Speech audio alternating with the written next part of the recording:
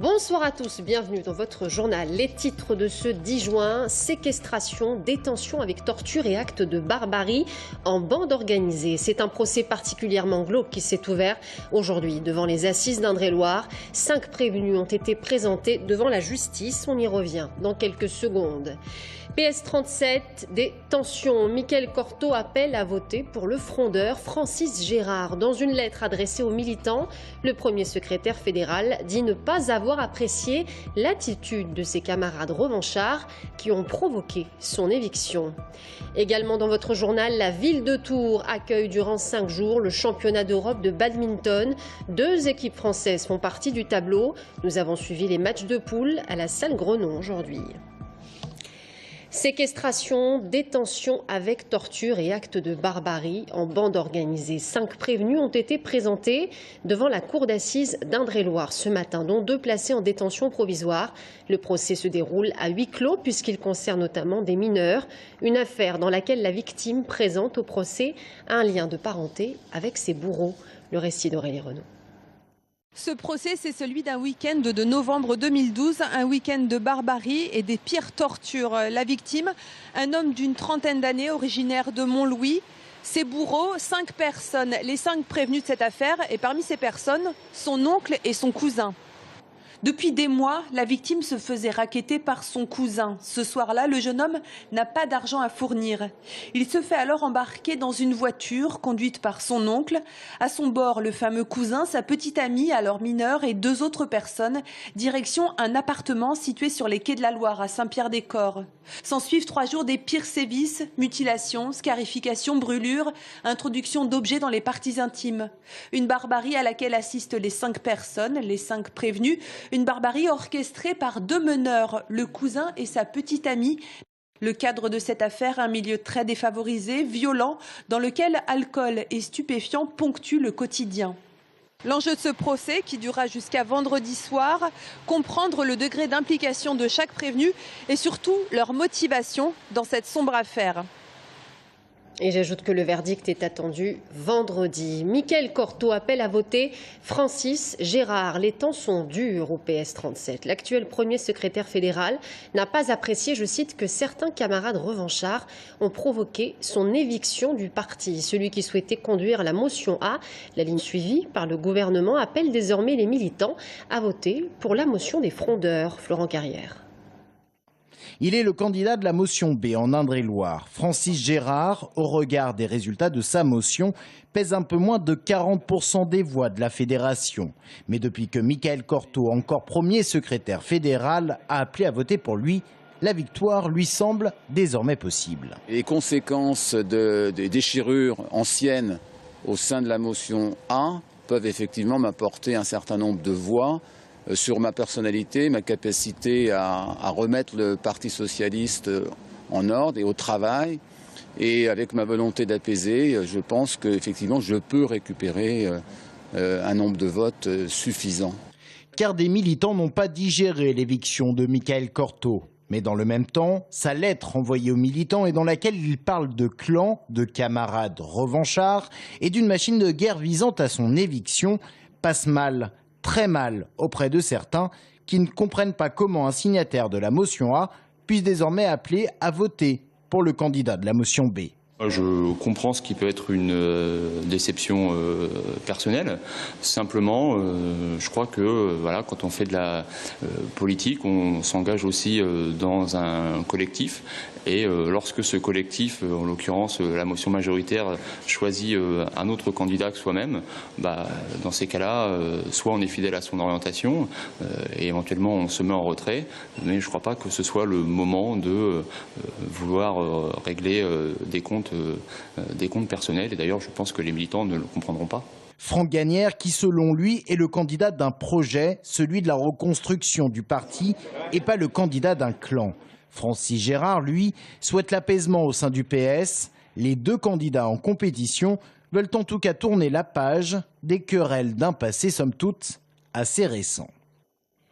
Il s'appelle Louis Lefranc et vient tout juste d'être nommé préfet d'Indre-et-Loire par le Conseil des ministres. Louis Lefranc succède ainsi à Jean-François Delage. Il arrive de l'Aude où il occupait la même fonction. Jean-François Delage quittera ainsi l'Indre-et-Loire le 29 juin prochain. Il a été nommé au Conseil supérieur de l'appui territorial et de l'évaluation, entendez, l'école des préfets. Serge Babary attend des précisions. Après la présentation hier du rapport Auroux au sujet de la LGV 2017, comparatif entre les anciens et les nouveaux horaires, taux de fréquentation des trains ou encore la liaison Saint-Pierre-des-Corps-Tours, autant de questions éludées, a jugé le maire de Tours aujourd'hui dans un communiqué de presse. Les salariés du RIPO auront plus de temps pour présenter un projet alternatif à la fermeture du CEA de Mons. Après leur grande journée d'action hier à Paris, Marisol Touraine, la ministre de la Santé, s'est entretenue aujourd'hui avec l'administrateur général du commissariat à l'énergie atomique qui a accepté de reporter la date du vote de la fermeture prévue initialement le 8 juillet. 550 emplois sont aujourd'hui menacés. Derrière cela, des familles, des enfants, autant de vies chamboulées. Témoignage recueilli par Florent Carrière, Guillaume Leroux et Sébastien Guierche. Ils s'appellent Corinne, Philippe et Daniel. Tous les trois travaillent au CEA. Corinne a 51 ans. Elle est salariée sous-traitante en laboratoire depuis 15 ans. Elle est tourangelle et elle compte bien le rester.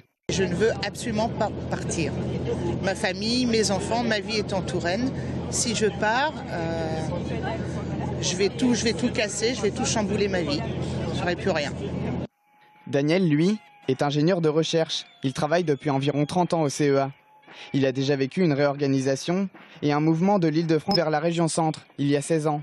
Cette fois, il le vit plus mal. Moi, j'ai une situation qui est un peu compliquée. Je suis séparé avec un enfant en garde alternée. Donc, sa mère travaille en Touraine et moi, je vais me retrouver en Aquitaine. Donc, ça va être le cas de beaucoup de salariés aussi. C'est vraiment des familles brisées, quoi. Au point de vue de leur déracinement, au point de vue de leur famille, au point de vue de leur logement. Comme Corinne, Philippe est employé au RIPO depuis 15 ans. Hormis la situation de sa femme et celle de ses enfants, ce qui le préoccupe le plus, c'est le logement. Un départ pour l'Aquitaine lui fait peur. L'immobilier, il est 50% plus cher. J'ai la chance d'être propriétaire. Alors est-ce que je pourrais être propriétaire dans des conditions identiques en Touraine? C'est certainement pas sûr. Voilà, enfin, ça veut dire qu'il faut tout reconsidérer. Au total, 550 personnes pourraient être amenées à quitter la Touraine, sans parler du cas du millier de sous-traitants fortement impactés par une réorganisation ou la fermeture du site du RIPO. Les salariés du RIPO, c'est justement le thème de Mageco ce mois-ci, diffusé ce vendredi à 19h30 et 22h30 sur TV Tour Val-de-Loire. Radio Béton fête ses 30 ans cette année, l'occasion de retracer l'histoire de cette radio libre. Radio Béton, c'est de la musique, bien sûr, le festival au quart de tour qui se tient en ce moment, mais c'est aussi une prise de position politique et la défense d'un certain modèle social. Le reportage est signé Guillaume Leroux. C'est l'histoire d'une radio qu'on écoute de préférence à fond sur le vieux poste du garage. Une radio qui émet à Tours sur le 93.6. Cette radio, c'est Radio Béton, 93.6 FM. Une aventure qui a commencé il y a 30 ans. La station va naviguer 5 ans sur les eaux troubles des radios pirates avant d'avoir le droit d'émettre en octobre 90. Ce qui fait l'originalité de Béton, c'est la place accordée à la politique sur l'antenne. Depuis le départ, il y a une certaine liberté de prise de position. On n'a jamais été, nous, pour l'objectivité de la presse, en tout cas ce qui nous concerne. Voilà. Donc on a des positions, mais qui sont parfois assez variées. Moi, je suis animateur justement dans Déo Débat, qui est une émission très souvent politique. On fait beaucoup d'émissions au moment des élections, où on essaie de réunir une partie des candidats. Ce sont des choses qui sont assez peu développées sur les radios associatives aujourd'hui. En 3 décennies d'existence, Béton s'est forgé une légitimité à parler de politique, malgré de faibles audiences. Pour les membres de Béton, ce n'est pas le seul succès de la radio. Avoir réussi à solidifier une bonne base d'auditeurs et de bénévoles qui est là tous les ans, qui s'agrandit avec des nouveaux qui arrivent, des anciens qui partent. Ça se renouvelle assez régulièrement et il y a des gens qui sont tous les ans là depuis 30 ans pour faire marcher la radio, pour faire marcher le festival et tous les événements qui sont là à côté. Une équipe soudée qui préparait hier les dernières installations pour le festival au quart de tour. Pour cette 30e édition qui s'achèvera samedi, 20 000 festivaliers sont attendus. La ville de Tours accueille durant 5 jours le championnat d'Europe de badminton. L'an dernier, ce sont les Russes qui ont été sacrés champions. Mais cette année, ils devront affronter 2 équipes françaises, les champions et les vice-champions de France. Aujourd'hui, les matchs de poule marquaient le coup d'envoi de ce rendez-vous de passionnés. Le reportage à la salle Grenon d'Audrey Champigny. Moins de monde qu'un soir de match du TVB, mais tout autant de nationalités sur le terrain. Des Islandais, des Portugais, des Hollandais. 14 équipes au total, une seule place sur la première marche européenne. Si les Russes tenants du titre et leur star Sozonov restent les grands favoris, les 2 clubs français de Chambly et Aix-en-Provence, respectivement champions et vice-champions de France, figurent parmi les outsiders et pourraient créer la surprise. D'ailleurs, ça commence plutôt bien pour l'Aixois Ronan Labarre et son double mixte. Premier match et première victoire, 3-7-0. C'est toujours dur de jouer le premier match sur une compétition par équipe. On partait largement favori sur ce match et c'est vrai que ça nous a peut-être joué un petit peu des tours sur le premier set. Et nos adversaires ont aussi fait un super début de match. Donc voilà. Après on est satisfait d'avoir su réagir et gagner ce match en 3-7. Une première victoire qui fait du bien, mais qui n'est pas sans conséquences. Autographe obligatoire.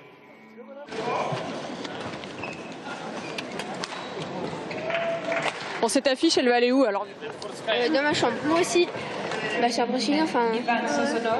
En plus, on l'a vu en vrai jouer devant nous. Deuxième sport individuel le plus pratiqué au plan scolaire, le badminton compte néanmoins plus de licenciés que le volley-ball. Il n'en est d'ailleurs pas moins spectaculaire, surtout à haut niveau. L'important pour nous, c'est de montrer au public tourangeau principalement ce qu'est le badminton de haut niveau. On a une très belle équipe, nous, au club de Tours en National 2, mais on est encore très loin de ce top niveau mondial, puisque là, vous avez des équipes qui viennent du fin fond de la Russie et qui comptent des joueurs dans le top 20 mondial. Donc on a des joueurs de tout premier plan au niveau international. À haut niveau, ça tape très fort, ça va très vite. Je pense qu'il y a beaucoup de gens qui pourraient être bluffés s'ils n'ont jamais vu de badminton de haut niveau. Pour admirer les as du volant, rendez-vous donc jusqu'à dimanche, salle Grenon à Tours. Voilà, c'est la fin de cette édition. Merci de nous avoir suivis. Dans un instant, l'invité de la rédaction, Dominique Gerbeau, le journaliste. Avec lui, nous parlerons du secret des affaires. À tout de suite.